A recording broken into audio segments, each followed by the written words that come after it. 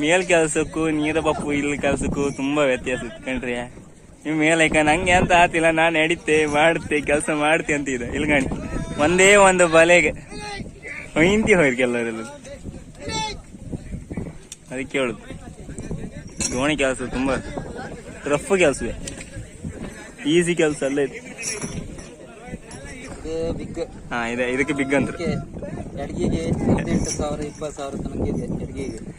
ಎಡ್ಗಿ ಕಂಡ್ರೆ ಬಿಗ್ಗಿಗೆ ಕಡೆ ಅಡ್ಗೆ ರೇಟ್ ಎಲ್ಲ ತಗೊಂಬಡಿ ಬರೀ ಬಿಗ್.